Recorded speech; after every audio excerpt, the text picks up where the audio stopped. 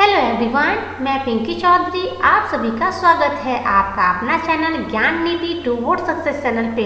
आज से हमारा एक न्यू स्टार्ट होगा, मीन्स कि हम अर्थमेटिक के चैप्टर को आज से स्टार्ट करेंगे। अपकमिंग एग्ज़ाम में जितने भी कॉम्पिटिटिव एग्ज़ाम आएंगे वो हर एग्ज़ाम या तो एसएससी हो, बैंकिंग हो या फिर रेलवे हो या अदर कोई भी कॉम्पिटिटिव एग्ज़ाम होगा तो उसके लिए अर्थमेटिक हमारे लिए बहुत ही ज़्यादा इम्पोर्टेंट रोल प्ले करता है। तो अब हमारा एक नया टारगेट है जो कि अर्थमेटिक के क्वेश्चन को बिल्कुल बेसिक से लेके हाई लेवल तक के क्वेश्चन को हम सॉल्व करेंगे।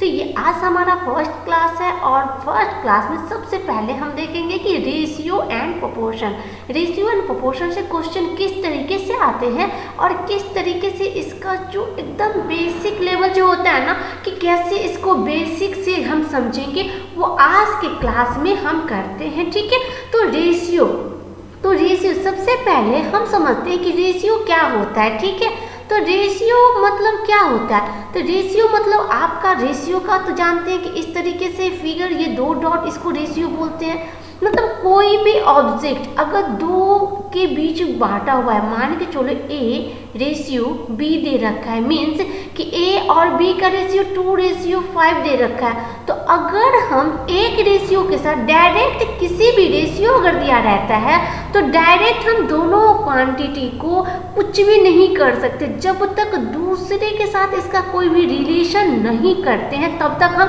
कुछ भी ऐड, सब्ट्रैक्ट, मल्टीप्लाई कुछ भी हो डायरेक्ट हम नहीं करते हैं रेशियो में।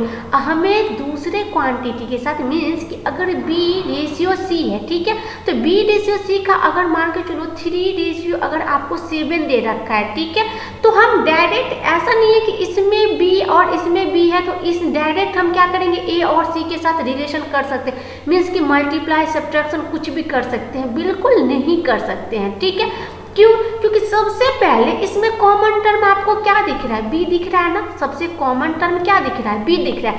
मीन्स कि हमको सबसे पहले बी को क्या करना पड़ेगा, दोनों के जो कॉमन टर्म होते हैं उस कॉमन टर्म को सबसे पहले हमें इक्वल करना होगा। अगर b की वैल्यू इसमें 5 है, इसमें 3, ऐसा तो नहीं हो सकता। अगर रिलेशन दोनों इक्वेशन को एक साथ एस्टैब्लिश करना तो सबसे पहले हमें b को क्या करना होगा, इक्वल करना होगा। ठीक है, तो b को इक्वल करने मीन्स कि अगर हमसे a ratio b ratio c पूछता है तो हम इसको कैसे निकाल सकते हैं? तो एक आपको जितने भी तरीके होंगे ना, हम हर एक तरीके पे कोशिश करेंगे आपको समझाने का। ठीक है, सबसे पहले हम टाइप 1 देखते हैं। ठीक है, टाइप 1 देखते हैं। इसमें हमें क्या करना होता है, जैसे कि a रेशियो b और b रेशियो c दिया हुआ है, तो a रेशियो b का क्या लिखा है 2:5 और 3:7, b रेशियो 3:7। ठीक है, तो इसको क्या करेंगे, सबसे पहले a और ये b इसको मल्टीप्लाई करो, 3 दूना 6। ठीक है, ये किसके लिए निकालते हैं, a ratio B ratio C के लिए। ठीक है, उसके बाद अब हमें ए का रेशियो निकला, बी के रेशियो के लिए इसे क्रॉस मल्टीप्लाई करेंगे, 5 दिया 15। ठीक है, ये भी हो गया। अब हमें सी का निकालना है, तो सी के लिए इसको इस तरीके से क्रॉस ऊपर से नीचे की ओर मल्टीप्लाई करेंगे, तो 7 पंचे 35। ठीक है, ये इसका रेशियो होता है। तो ये हमारा A ratio B ratio C इस तरीके से निकल गया। मीन्स कि अगर आपको ए रेशियो बी और बी रेशियो सी दिया गया है तो अगर इसको ए रेशियो बी और बी रेशियो सी में दिया गया है तो A ratio B ratio C हम कैसे निकालेंगे, A multiply B ratio B multiply B ratio B multiply C. ठीक है, सेम इसी फॉर्मूले में, बट हमें कभी भी फॉर्मूले को रटना नहीं है। ये कैसे करते हैं, देखिए ये तो टाइप 1 में था कि हमने इस तरीके से कर रखा है। ठीक है, चलिए अब हम देखते हैं हमारा सेकेंड टाइप, मतलब सेकेंड क्वेश्चन को हम कैसे करते हैं। ठीक है, हो गया, चलते हैं अब हम देखते हैं कि दूसरे टाइप से हम इसको कैसे करते हैं। ये तो हमारा फर्स्ट टाइप हो गया, अब हम सेकेंड टाइप से करके देखते हैं। तो सेकेंड टाइप हमारा, ये टाइप हमारा क्या है, सेकेंड है। ठीक है, इसमें देख लो a रेशियो b, सेम इसी क्वेश्चन को हम करते हैं। ठीक है, और उसके बाद दूसरा क्या दे रखा था, a रेशियो b और रेशियो c। ठीक है, तो a रेशियो b मीन्स कि इसका क्या हो जाएगा 2:5 3:5, उसके बाद B:C क्या दे रखा था 3:7, ठीक है। तो इसमें अगर A:B:C निकालना है तो अब देखो यहाँ पे क्या है, सीट वैकेंट है, C के पास कोई भी नहीं है, मीन्स कि जो नहीं है इस वैल्यू को इसके जस्ट जहाँ पे सीट खाली होता है उसके पीछे वाले वैल्यू को वहाँ पे लिख दो। तो मीन्स कि यहाँ पे इसको लिख दिए, ठीक है। अब यहाँ पे A के नीचे में यहाँ पे खाली है तो यहाँ पे ये 3 है तो मीन्स कि 3 को यहाँ पे लिख दो, ठीक है। उसके बगल में जहाँ पे सीट खाली रहता है उसके बगल में जो वैल्यू रहता है उस वैल्यू को वहाँ पे हम लिख देते हैं। तो हमें अब क्या करना है, सबको मल्टीप्लाई कर दो। किसको मल्टीप्लाई करना है, इस दोनों वैल्यू को। तो 3 दूना 6, ठीक है, 5 दिया 15 और उसके बाद क्या करेंगे 7 5 35।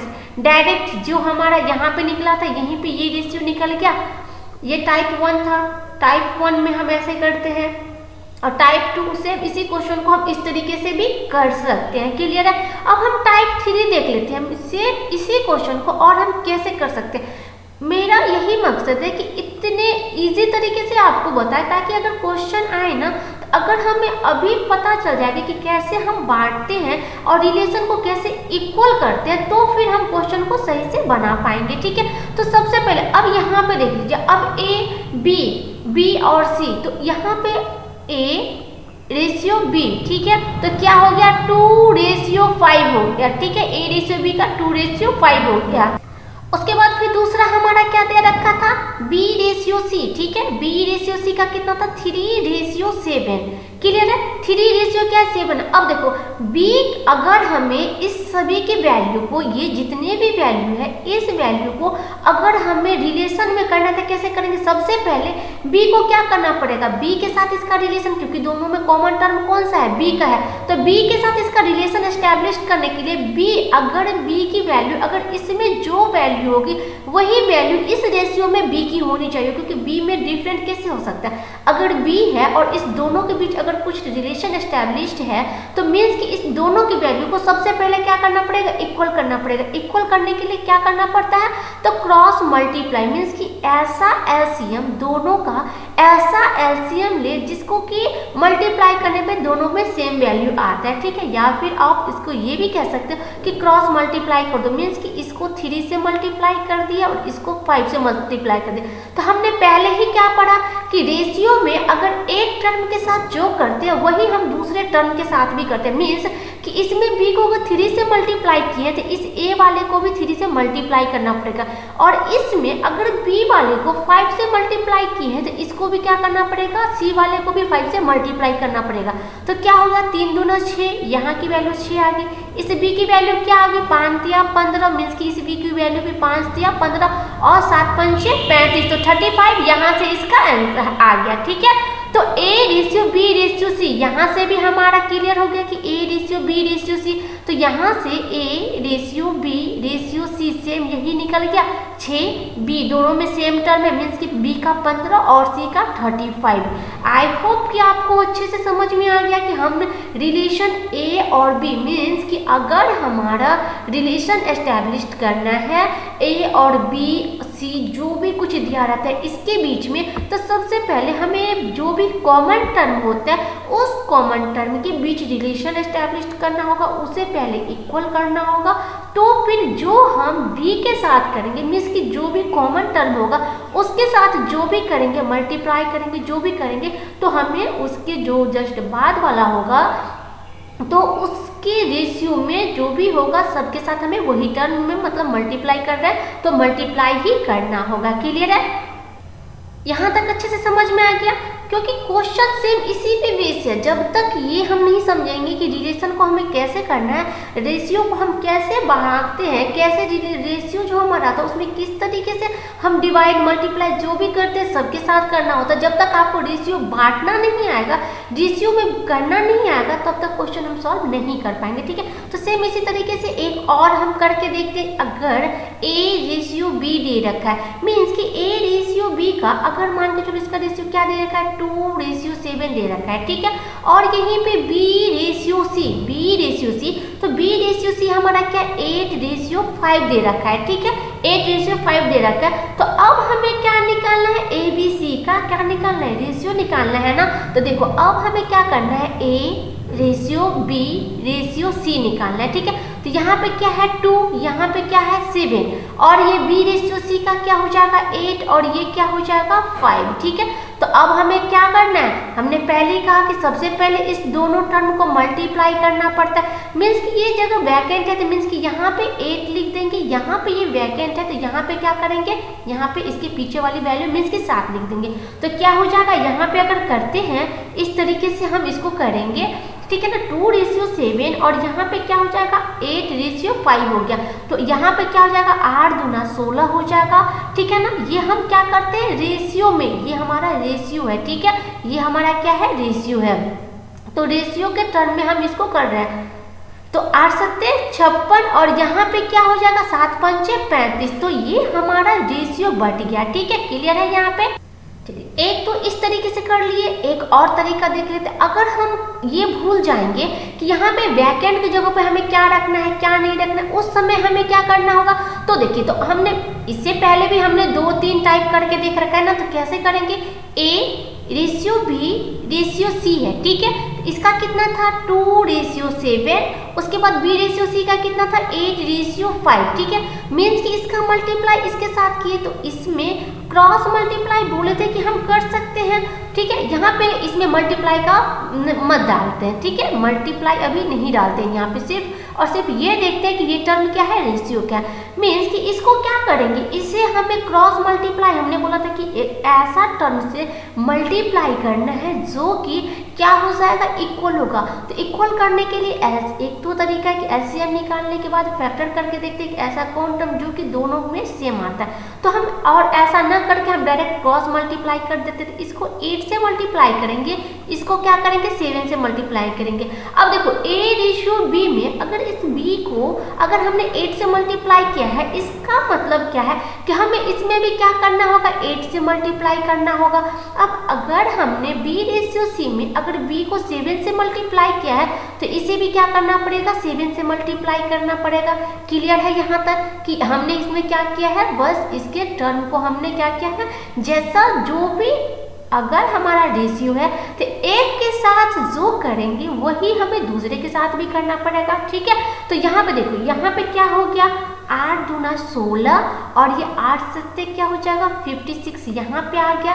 मीन्स कि यहाँ भी क्या हो गया 56 और यहाँ पे क्या हो गया 35। अब देख लो A/B/C तो क्या हो जाएगा 16, 56 और यहाँ पे क्या हो जाएगा 35, ये हो गया ना। तो ये हो गया हमारा रेशियो। मीन्स कि हम रेशियो में इसको इस तरीके से बांटते हैं। अब बात है कि अब तो ये तो 3 टर्म, अगर 4 टर्म की आ जाए मीन्स कि A/B की वैल्यू दे रखी हो, B/C की वैल्यू दे रखी हो, C/D की वैल्यू दे रखी हो, तो इस टर्म में हमें कैसे करना होगा। तो सेम तरीका हमने बता रखा है कि अगर मान लो चलो एक हम टर्म मान लेते हैं, ठीक है। A/B का क्या ले लेते हैं 2:3 ले लेते हैं, ठीक है। B/C का क्या ले लेते हैं 4:7 ले लेते हैं और C/D का क्या ले लेते हैं 9:2 ले लेते हैं, ठीक है। अब हमें इसे निकालना क्या है A/B/C और D निकालना है, ठीक है। तो इस तरीके से हम क्या करते हैं कि यहाँ पे सबसे पहले आप जिसका जो वैल्यू जिस तरीके से है उसको लिख दो, ठीक है। तो यहाँ पे क्या है A/B का 2:3 तो 2:3 इसका हो गया।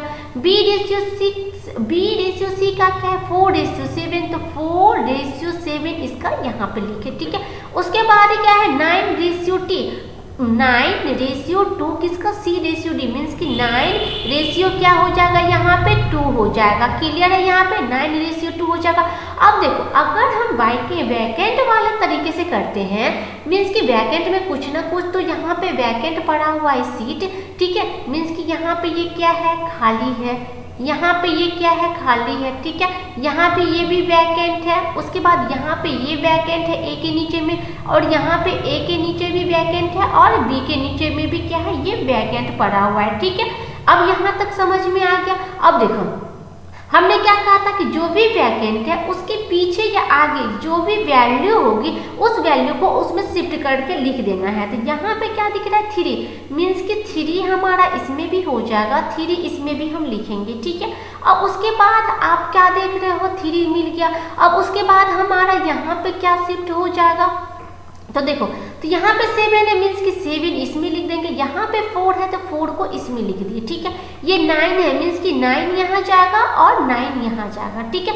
यहाँ तक समझ में आ गया कि कैसे हम कर रहे हैं। कि जो भी वैकेंट प्लेस मिलेगा उसे हमें क्या करना होगा, उसे उसके पीछे शिफ्ट करके लिख देते हैं इस तरीके से। तो यहाँ पे चलो 4 दूना 8 और 9 72, तो 72 यहाँ पे आ गया, तो 72 यहाँ पे कर देते हैं।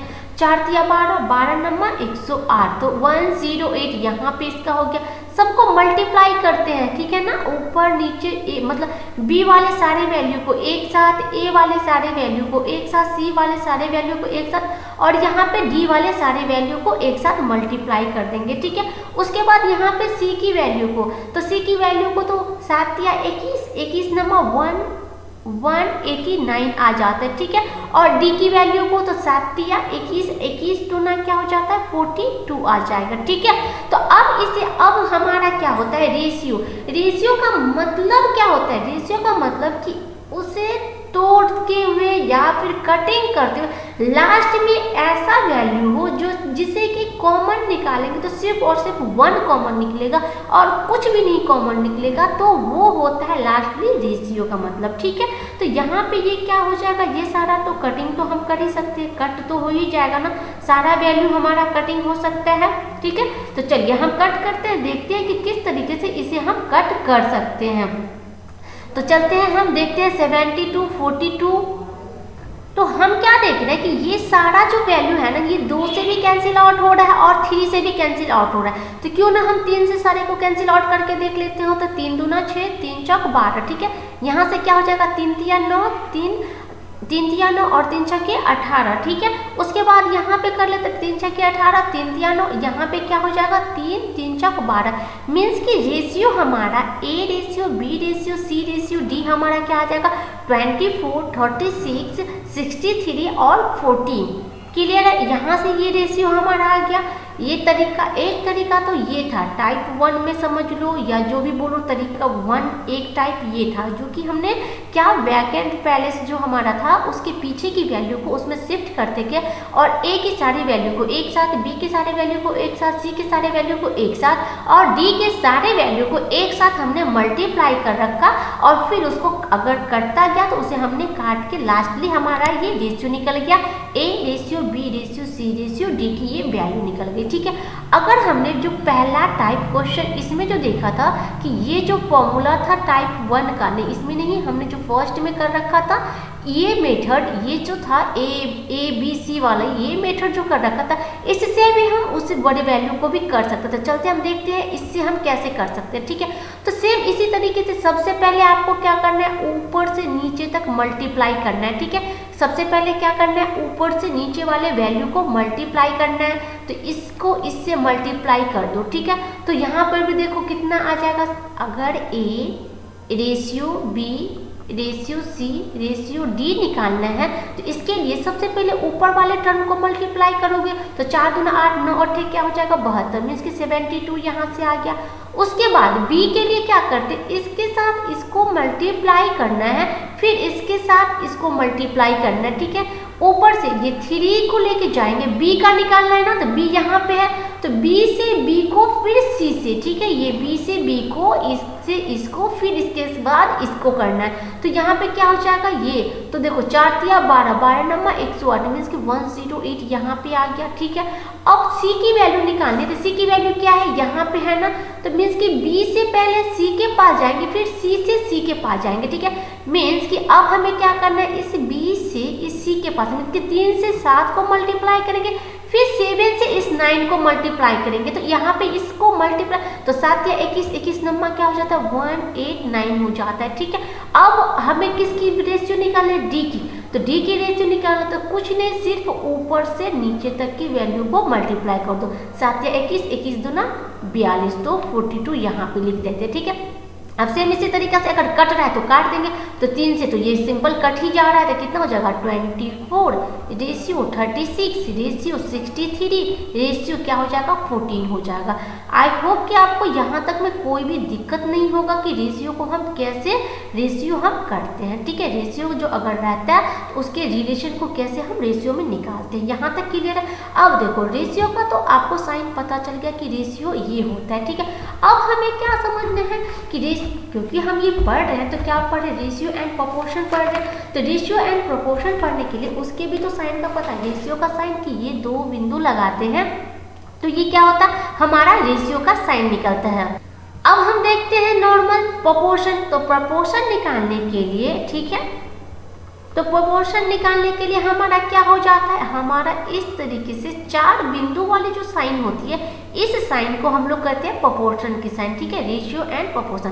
तो अब चलते हैं हम क्वेश्चन पे, पहले 1-2 क्वेश्चन हम करके देखते हैं, फिर हम देखते हैं कि क्वेश्चन में हम किस तरीके से इसको अप्लाई करते हैं, ठीक है। तो चलते हैं हम सबसे पहले क्वेश्चन पे। तो यहाँ पर देखो क्वेश्चन में क्या कह रहा है, a sum of ₹X is divided among A, B and C।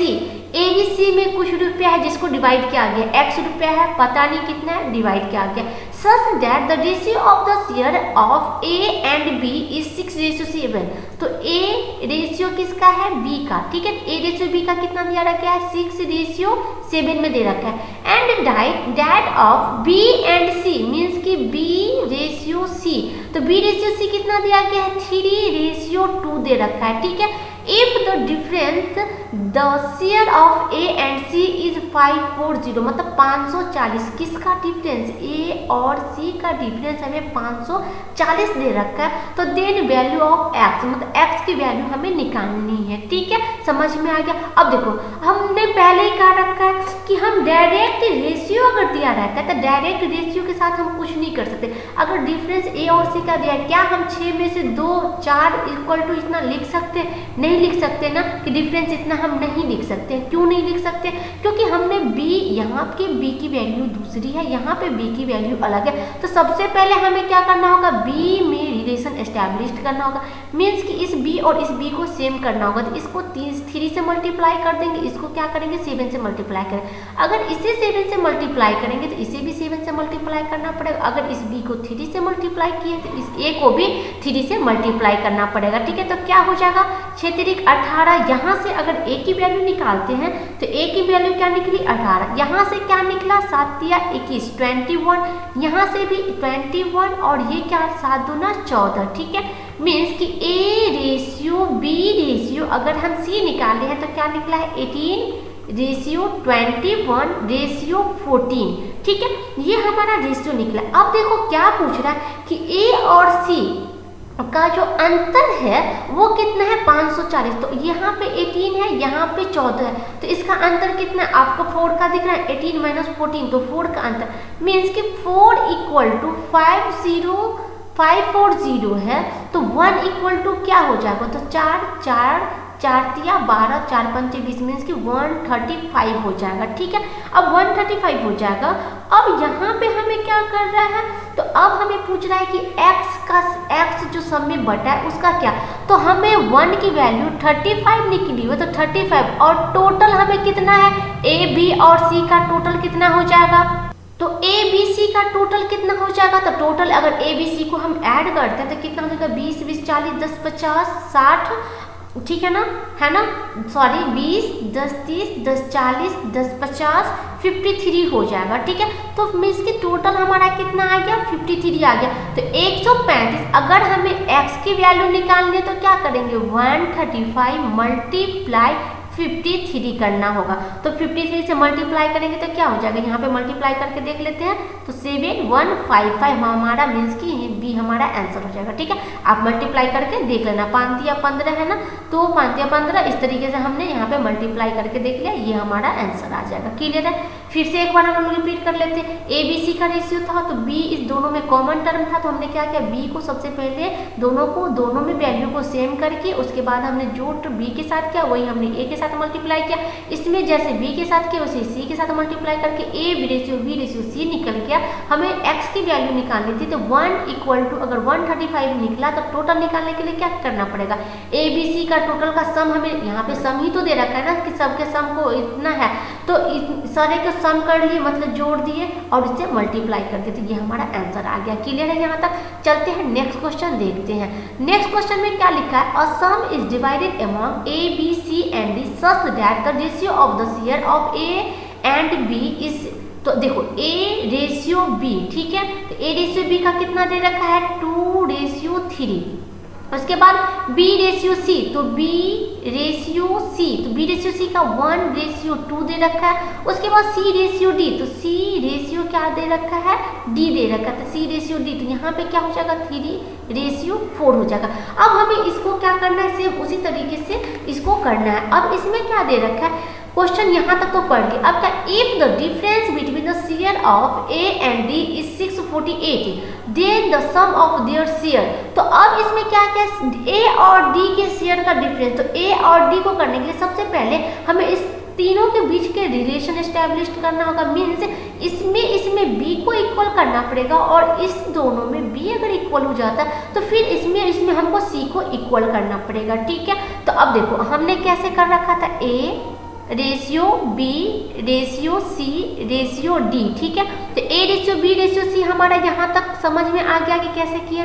अब देखो यहाँ पे क्या करते हैं, 2, ये वैल्यू क्या था 3, यहाँ पे क्या था 1, यहाँ पे क्या था 2, उसके बाद क्या था 3 और ये क्या था 4, ये 2 है ना, 2 4। अब देखो यहाँ पे ये वैकेंट जगह है, यहाँ के लिए ये वैकेंट जगह है, यहाँ पे ये वैकेंट जगह है और यहाँ के लिए ये वैकेंट जगह है। ये आपको समझाने के लिए इतना हमें लिखना पड़ा, बट इसकी कोई ज़रूरत नहीं है। अगर एक बार आपको समझ में आ जाए तो फिर आपको भी ये सब करने की ज़रूरत नहीं पड़ेगी, ठीक है ना। अब देखो यहाँ पे ये 3 है, मीन्स कि यहाँ पे क्या हो जाएगा 3 शिफ्ट हो जाएगा, यहाँ पे ये 3 शिफ्ट हो जाएगा, यहाँ पे ये क्या हो जाएगा 1, यहाँ पे ये क्या हो जाएगा 2 और यहाँ पे ये क्या हो जाएगा 3, मीन्स कि इसमें भी 3 शिफ्ट हो। अब सबको क्या करना है, मल्टीप्लाई कर देना है ना, सारे ए की वैल्यू को एक साथ, बी की वैल्यू को एक साथ और सी के वैल्यू को एक साथ हमें क्या करना पड़ेगा, मल्टीप्लाई करना पड़ेगा, ठीक है। तो अगर हमने सबके वैल्यू को मल्टीप्लाई कर रखा है एक साथ तो हमारा क्या निकल जाएगा मल्टीप्लाई करने पर, देखो तो 3 दूना 6 मीन्स कि A ratio B ratio C ratio अगर डी हम निकालते हैं तो क्या हो जाएगा 3 दूना 6 रेशियो, यहाँ पे क्या हो जाएगा 3 3 9 क्योंकि ये तो 1 है तो 9, यहाँ पे क्या हो जाएगा 3 दूना 6 6 3 18 तो 18 यहाँ पे हो जाएगा, यहाँ पे क्या हो जाएगा 3 दूना 6 6 चौक 24 मतलब कि 24 यहाँ पे आ जाएगा। और टोटल अगर इसको ऐड करते हैं इस रेशियो को तो इस रेशियो की टोटल वैल्यू कितनी आ जाती है, तो रेशियो को ऐड करते हैं 20 10 30 30 10 40 50 5 50 55 2 57 मीन्स कि 57 यहाँ से आ जाएगा, ठीक है।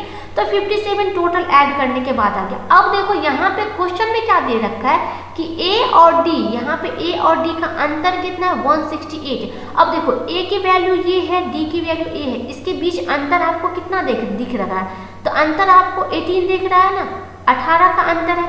मीन्स कि अब यहाँ पे हमें क्या करना पड़ेगा, 18 के जो वैल्यू है 18 इक्वल टू यहाँ पे क्या हो जाएगा 648, तो 18 इक्वल टू 648 तो रेशियो में क्या कहते हैं जो दिया है उसी के रेशियो से डिवाइड करते हैं, जो निकालना है उसे मल्टीप्लाई करते हैं, ठीक है।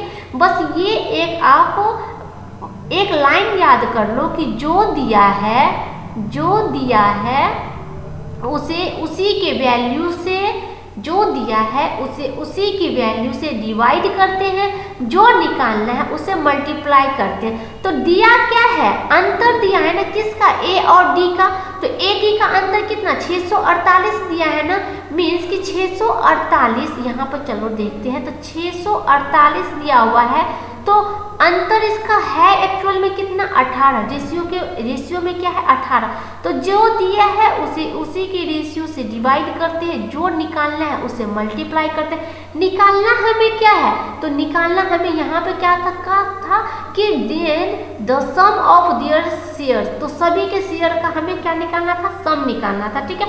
मीन्स कि ये 57 से इसको मल्टीप्लाई कर देना, सम सबका क्या है 57 ही है ना, तो 57 से इसको मल्टीप्लाई कर देंगे तो 18 और 648 इसको कैंसिल करेंगे, कितना से जाएगा, तो देखो 18 तिया 36 तो 3, उसके बाद कि 18 छक्के तो 36 मीन्स कि 36 मल्टीप्लाई 57 इक्वल टू हमारा, इसको मल्टीप्लाई करेंगे तो कितना आ जाएगा 2052, ये हमारा आंसर हो जाएगा। मीन्स कि सी हमारा क्या है 2052, सी हमारा आंसर है। क्लियर है? चलिए आज हम यहीं तक रखते हैं। आई होप कि आपको बहुत अच्छी तरीके से रेशियो समझ में आ चुका है।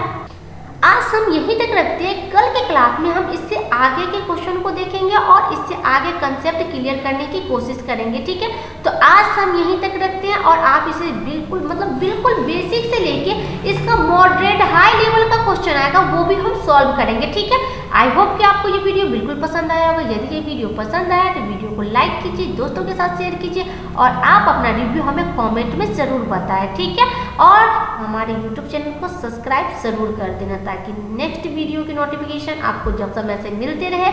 इसके लिए बेल आइकन को प्रेस कर देना है। Thank you.